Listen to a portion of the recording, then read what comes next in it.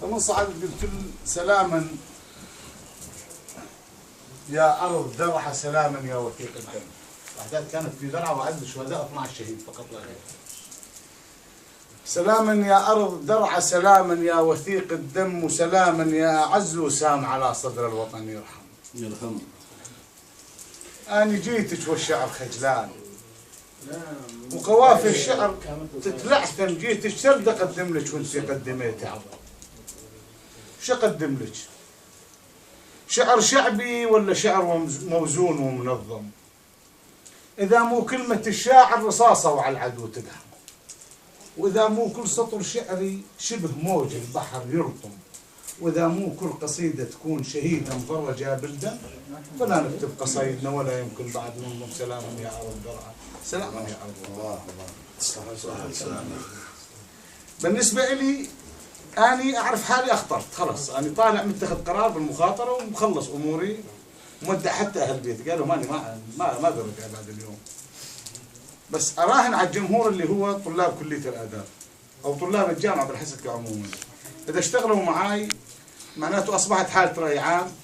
حالة الرأي العام سيكون هناك احتياطات عليها ما يقدر يتعاملون معها بشكل مباشر. فالجمهور طلبة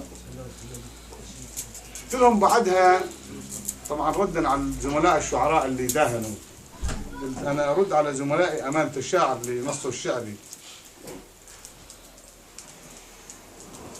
أقول من يهز الورد شعرك،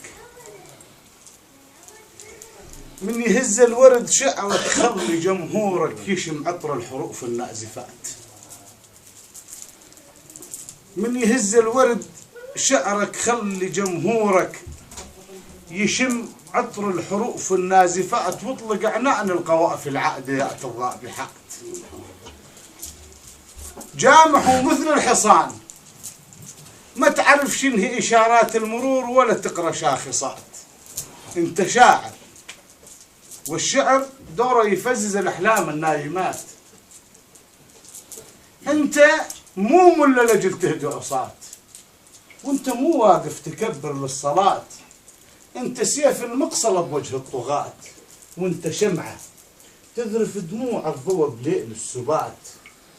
خلي شعرك مثل رقص الغانيات، خلي شعرك مثل رقص الغانيات، بلا حياء ودون خوف وممتعات ولا واحظ جارحات، وخلي كلمات القصائد دون كل شيء وعاليات. ومن يهز الوطن سعفك.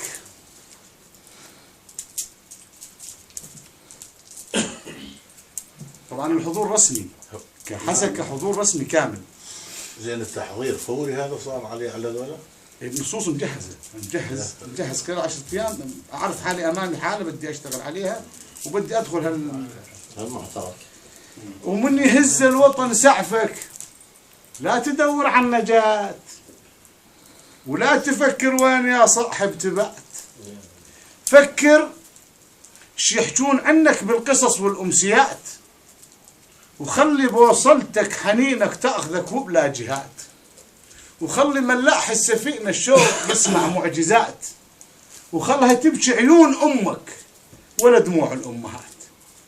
مو 100 أم تبكي ولا أمي؟ لا، خلها تبكي عيون أمك ولا دموع الأمهات.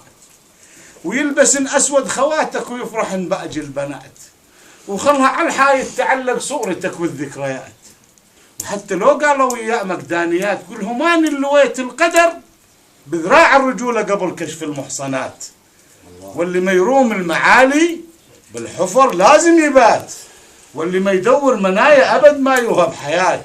وخلي موتك مثل أشجار النخيل الواقفات الباسقات، واهتف بكل اللغات. قتلتنا في مقاهي الشرق حرب الترهات، ووصي ابنك انت خان ابن الشهيد مو ابويا بجلطمات. خلي ابنك انت خان ابن الشهيد مو ابويا بجلطمات. تعيش